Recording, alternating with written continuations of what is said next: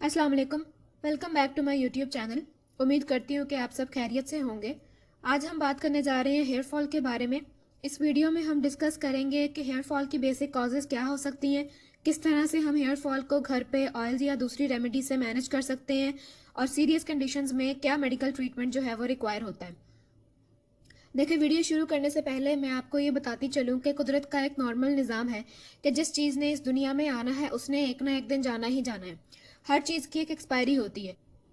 इसी तरह हमारे बाल हैं। देखिए, अगर रोज़ आपके 100 स्ट्रैंड्स उतर रहे हैं आपके स्कैल्प से तो it is a normal thing, उसमें टेंशन लेने वाली कोई बात नहीं है।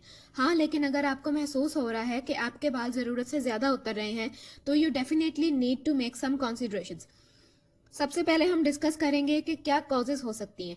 देखिए, सबसे पहले आती है आपकी एज। जैसे जैसे इंसान बूढ़ा हो रहा होता है, 45 या 50 प्लस एज जाती है तो उसके ऑटोमेटिकली बाल जो हैं वो उतरना शुरू हो जाते हैं। लेकिन वुमेन्स जो है उनमें एक प्लस फैक्टर होता है कि जब उनका बेबी होता है तो कुछ औरतें ऐसी होती हैं जिनका बेबी के बाद भी बाल उतरना जो है वो शुरू हो जाते हैं। इसके अलावा कुछ और कंडीशंस होती हैं, जैसे डिजीज़ हो गई, जैसे हाइपोथायरॉयडिज्म हो गया। हाइपोथायरॉयडिज्म का जो पेशेंट होता है उसमें हेयर थिनिंग होती है, उसके बाल उतरना शुरू हो जाते हैं।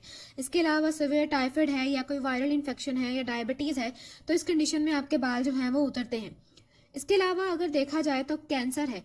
कैंसर में जब आपकी कीमोथेरेपी करवाई जाती है, पेशेंट की कीमोथेरेपी होती है तो उस पेशेंट में जो है वो उसके बाल उतरना शुरू हो जाते हैं। बिल्कुल ही उसके बाल जो हैं वो सर से टोटली उतर जाते हैं। और सिर्फ सर के नहीं बल्कि उसकी आईब्रोज, उसकी आई लैशेज ये भी जो है वो साथ उतरती हैं। इसके अलावा जो फैक्टर्स आते हैं जैसे स्ट्रेस हो गया, लो प्रोटीन डाइट है। जब हम लोग डाइट में कम प्रोटीन लेना शुरू करते हैं तो हमारी बॉडी जो है वो वाइटल ऑर्गन्स को सबसे पहले प्रोटीन प्रोवाइड करती है। इस केस में जो बाल होते हैं वो निगलेक्ट हो जाते हैं और फिर इस तरह से वो ब्रिटल होते हैं, ड्राई होते हैं और फिर वो गिरना और टूटना शुरू हो जाते हैं। इसके अलावा इन फैक्टर्स में फैमिली हिस्ट्री या पुअर न्यूट्रिशन शामिल हो सकता है और एक्सेसिव हीटिंग, जो डिफरेंट हीटिंग टूल्स हम लोग यूज़ करते हैं या डिफरेंट केमिकल्स अपने बालों को लगवाते हैं पार्लर्स में जाके, वो भी कंट्रीब्यूट करता है इन हेयर फॉल। अब बात आती है मैनेजमेंट की कि हम लोग घर पे अपने हेयर फॉल को कैसे मैनेज कर सकते हैं। डिफरेंट ऑयल्स होते हैं, डिफरेंट होम रेमेडीज़ होती है जो हम लोग मोस्ट कॉमनली यूज़ कर रहे होते हैं। नो डाउट वो काफ़ी इफेक्टिव होती हैं, बट अगर आप लोग अपनी डाइट को मैनेज करते हैं तो वो एक बेस्ट तरीका है हेल्दी हेयर्स को अचीव करने का। अब हमारी बॉडी को आयरन, कॉम्प्लेक्स कार्बोहाइड्रेट्स की, प्रोटीन्स की, वाइटामिन की, मिनरल्स की, इन सब की ज़रूरत होती है एक बैलेंस फॉर्म में, और ये सब हमें मिल सकता है एक प्रॉपर डाइट लेने से। बहुत सारे ऐसे फूड्स हैं जो आपको हेल्दी हेयर रिस्टोर करने में और मेंटेन करने में हेल्प करते हैं। सबसे पहली रिक्वायरमेंट जो है वो आपके पास आती है आयरन की। आयरन जो है वो आपके हेयर फॉलिकल्स को ग्रो करने में हेल्प करता है और ये हमें मिल सकता है स्पिनच से, लेग्यूम से, पनीर से, मटर से।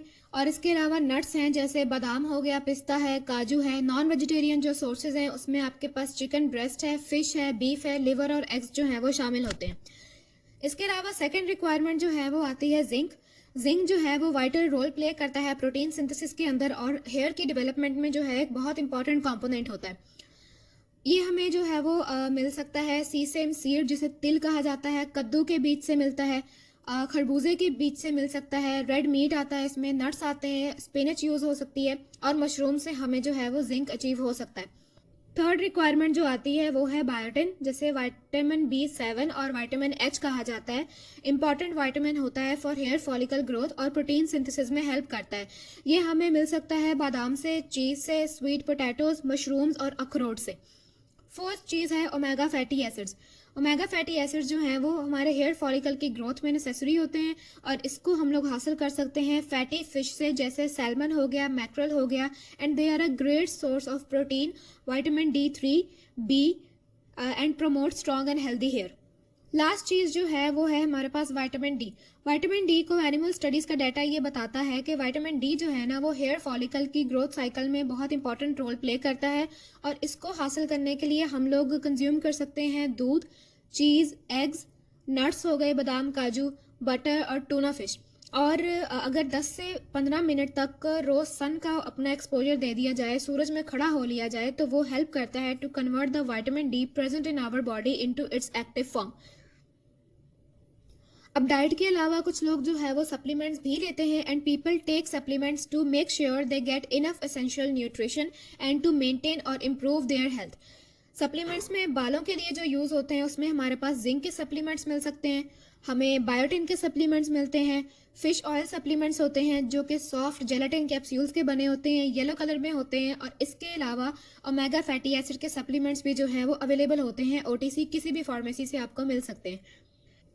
अब बात आती है मेडिकल ट्रीटमेंट की। अगर डाइट लेने के बावजूद और सप्लीमेंट्स लेने के बावजूद आपके बाल झड़ रहे हैं, गिर रहे हैं, आपसे मैनेज नहीं हो रहे हैं, तो तब रिक्वायरमेंट होती है एक मेडिकल ट्रीटमेंट की। देखें, पहले तो फैक्टर जैसे मैंने आपको बताया कि डिजीज़ हो सकती है, क्योंकि बहुत सारी ऐसी बीमारियां होती हैं जो आपके बालों को इफ़ेक्ट करती हैं और आपके बाल गिरना शुरू हो जाते हैं।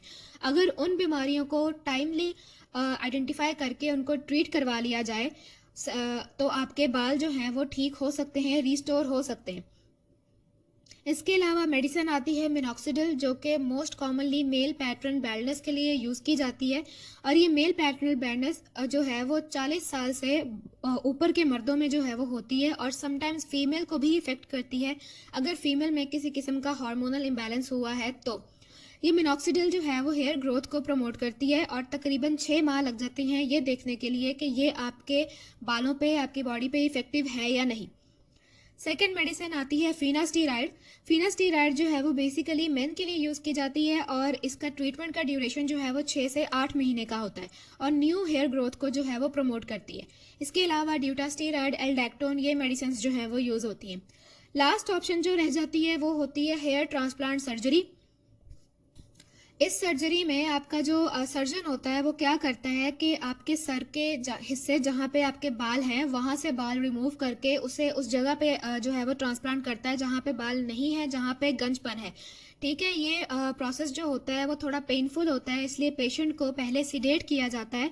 और इन केस अगर कोई जेनेटिक रीज़न है आपके हेयर फॉल का, तो उस केस में हेयर ट्रांसप्लांट सर्जरी भी जो है वो कोई काम नहीं देती है। तो बेहतर ये है कि आप अपनी डाइट को ही मैनेज कर लें, because it is a good way to get healthy hairs. उम्मीद करती हूँ कि आप सबको वीडियो अच्छी लगी होगी। Please don't forget to like and subscribe my channel. अल्लाह हाफिज़।